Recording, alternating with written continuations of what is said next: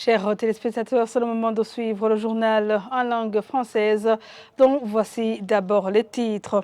Les membres de la Fédération de basketball au Burundi, FEBABU, ont droit de suspendre le président, mais non les activités de la Fédération.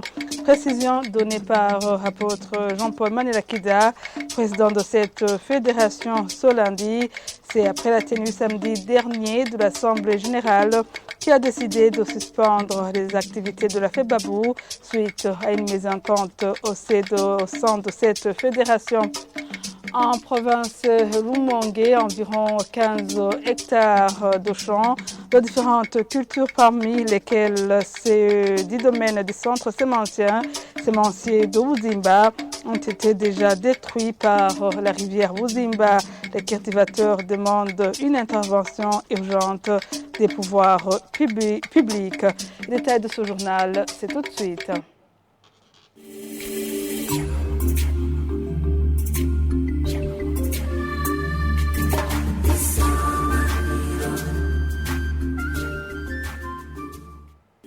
Ouvrons ce journal par la page Société.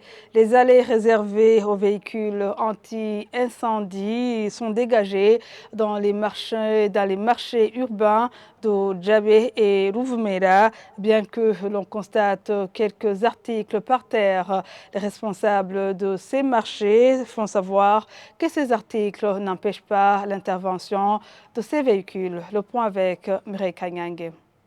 Au marché de Djabé, deux passages pour véhicules anti-incendie ont été dégagés. Jetant un regard d'un côté comme de l'autre, quelques articles, notamment des babouches, des seaux et bassins, sont sur des tables en bois. L'on voit aussi des lunettes. Ces articles et autres sont rattachés au stand. Edouard Ngendakumana, du comité des vendeurs et commerçants opérant dans ce marché, fait savoir que du matériel contre l'incendie est disponible.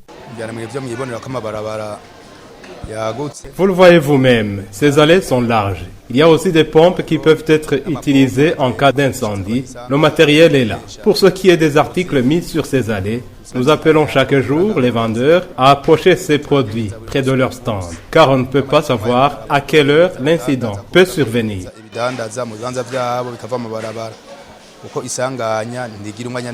Quant au marché de Ruvumera en zone urbaine de Buyenzi, c'est un marché qui a un seul passage principal qui va de la 19e avenue à la 23e. Dans cette allée, partant de la 19e avenue, l'on voit des va-et-vient, des acheteurs, l'on voit également des ballots d'habits pour enfants et des femmes vendeuses de ces habits. Élisée Ngaïmhore, commissaire de ce marché, explique qu'il n'y a pas de barrière pour le passage des camions extincteurs.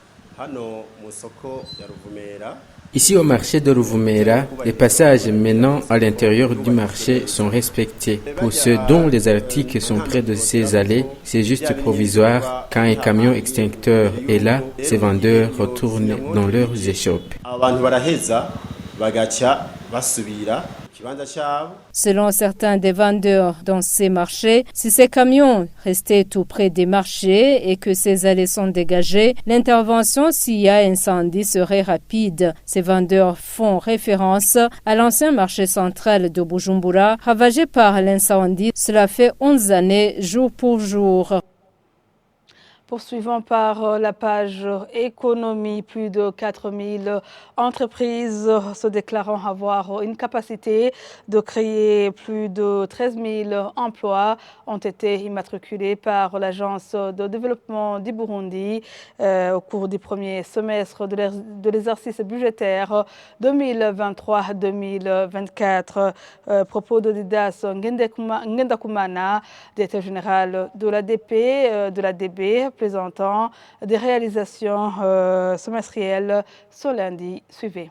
Au cours de ce premier semestre, exercice budgétaire 2023-2024, 1er juillet au 31 décembre 2023, au niveau des guichets électroniques de création des sociétés, nous avons eu l'honneur et le plaisir d'immatriculer 4152 sociétés avec une projection d'emploi de 13 285 emplois.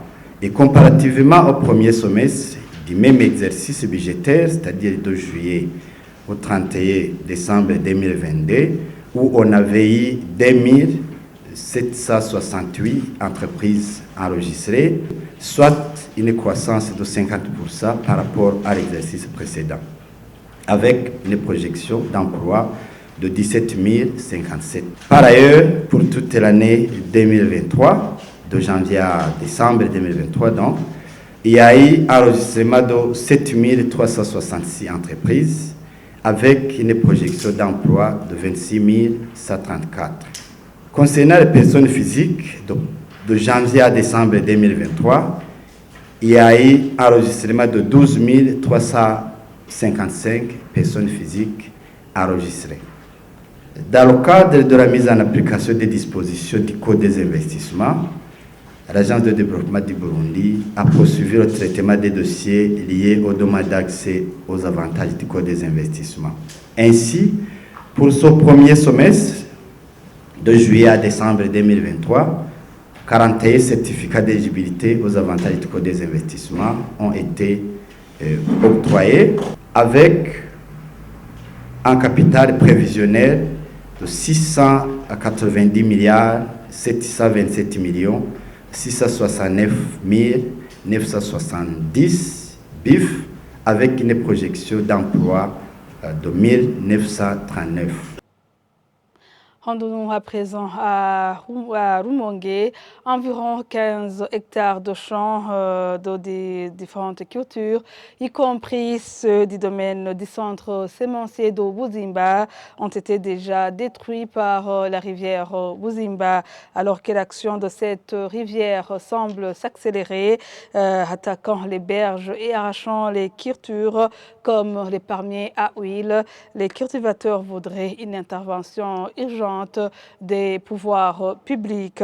Jean-Marie Chouangera, directeur du bureau provincial de l'environnement de Rumongue, appelle au reboisement des collines du bassin versant de cette rivière.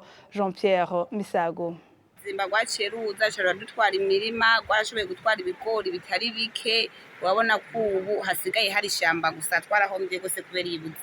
Des pots de pierre et gravier et où poussent arbustes par endroits au bord de la rivière Buzimba couvrent actuellement d'anciens espaces occupés par des champs de culture de maïs, de haricots, riz, tomates et autres cultures. Des agriculteurs victimes de cette action destructrice de la rivière Buzimba désespèrent.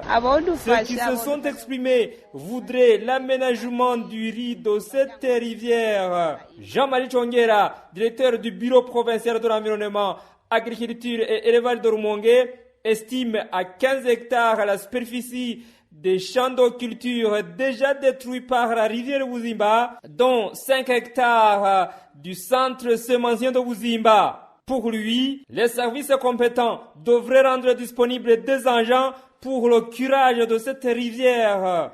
En attendant, Jean-Marie Chouangera appelle les habitants des collines constituant le bassin versant de la rivière Buzimba de les reboiser afin de réduire les effets destructeurs de l'érosion. Cette action destructrice qui se poursuit avec la destruction des rives de cette rivière, accompagnée de l'arrachage des palmiers à huile par endroits, a commencé en 2017, selon le directeur provincial de l'environnement, agriculture et élevage de Rumongue. Rubrique sport avant de mettre fin à ce journal. Les membres de la fédération de basketball du Burundi, FEBABU, ont droit de suspendre le président, mais non les activités de cette fédération, car cette dernière est une entité du ministère de la Jeunesse et Sport. Propos tenus par le président de cette fédération après la tenue samedi dernier de l'Assemblée générale qui a décidé de suspendre les activités de la FEBABU. L'apôtre Jean-Paul Manelakida indique que la fédération est prête à fournir toute information comme cela a été sollicité par les membres de la fédération et que tout doit être fait conformément à la loi. Les activités chaque année commencent par une assemblée générale ordinaire. Exactement, la fédération voulait commencer les activités par l'Assemblée générale ordinaire pour juste donner le droit et la responsabilité du bureau et du comité exécutif de poursuivre le calendrier proposé à l'Assemblée générale et accepté. Comme le calendrier n'a pas été présenté, ni le rapport financier qu'on a rejeté même n'a pas été présenté à l'Assemblée générale, aucune activité, les rapports des activités réalisées n'ont pas été présentés. Pour dire que les activités ne sont pas arrêtées car il n'y avait pas d'activité en cours, car les activités de la FEBABOU ne sont pas les tournois. On n'est pas là pour organiser les tournois. En d'autres termes aussi, si les activités sont arrêtées, c'est-à-dire que Dynamo, qui ressort du championnat, vainqueur du championnat de 2023, aurait déjà arrêté de représenter, serait déjà arrêté de représenter le Burundi le 8 mars pour les compétitions de BL. Alors, Dynamo aura les lettres de transfert via la fédération, etc., etc. On ne peut pas alors arrêter. Et pour arrêter les activités, ce n'est pas seulement l'Assemblée générale. Vous savez, la fédération, c'est les représentants du ministère au niveau du sport, dans le domaine du sport. Il y a aussi le Sénat, le Comité national olympique et la fédération. Pour arrêter les activités, ça n'appartient pas au bureau. Les activités n'appartiennent pas au bureau. C'est bénéfique à tout le monde. Ça a été demandé, ça n'a pas été obligé. Tout en sachant que la demande qui a été faite a été bien accueillie et il y a les documents, on va travailler là-dessus et il n'y a pas vraiment de fait public au niveau de la fédération. À noter que l'Assemblée générale de la FEBABOU réclame l'audit financier avant la reprise de toute activité de la Fédération de basketball du Burundi. Et c'est par ici que nous mettons un point final de ce journal. Merci à vous tous de l'avoir suivi.